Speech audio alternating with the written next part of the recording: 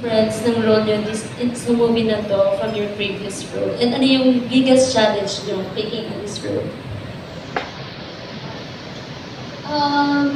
As I said earlier, sobrang iba-iba talaga yung character ni Ponggay ko sa Hearts and Eyes and si Gemma Stone here sa As If It's True. Even the genre of the show and the movie is really different.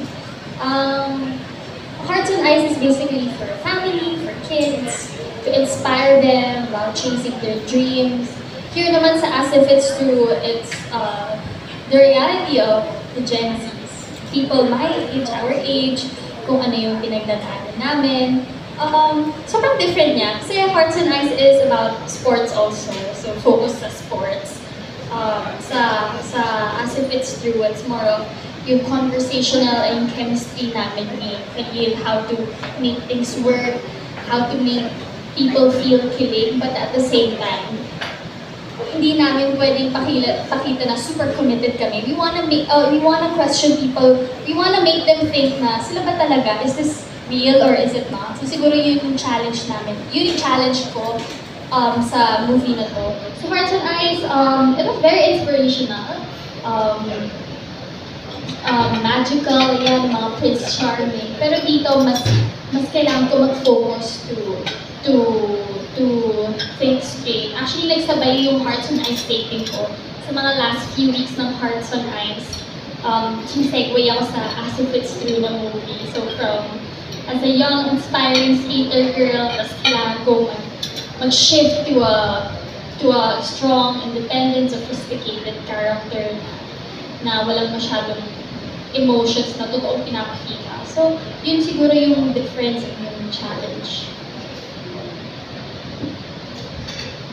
For me, I guess it is quite a different role from the last one that I did, because my last film was, what is my last film? My last film, pre-pandemic pa, it was Dead Kids, yeah. Well, yeah, it is very different kasi Dead Kids, kung napanood nyo, sobrang gago ng character ko dun. Parang, I mean, the entire experience also was very playtime. As in, sobrang hinayaan lang kami maglaro at maging gago dun sa film na yun. But then, it is also about youth. And this film, As If It's True, is it dives deep into the psyche of the new generation and how they deal with their relationships nowadays. So that's something different for me because I would like to think that I'm more of an old school kind of guy. I don't actually necessarily agree with James, my character.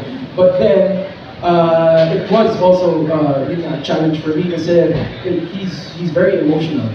Si James, he's an emotional person, and yung relationship nila ni Gemma as it progressed and as the truth started to blur out, we see James spiral down into a different kind of person, which was also a challenge for me because there's a clear character change in the middle of this film, and there is a monologue which I won't get into, but there's a monologue that for some reason si John Rogers, who also wrote the script, sa lahat ng drafts niya, yung monologue na yun, hindi niya i-revise. And then when I asked why, he told me kasi he wants my interpretation.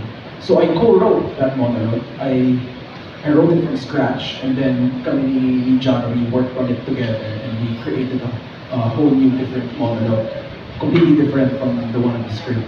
So that's something new to me, to be able to work with someone that collaborative. He allowed me to take what he wrote and kind of tweak it in my own way and to add my creative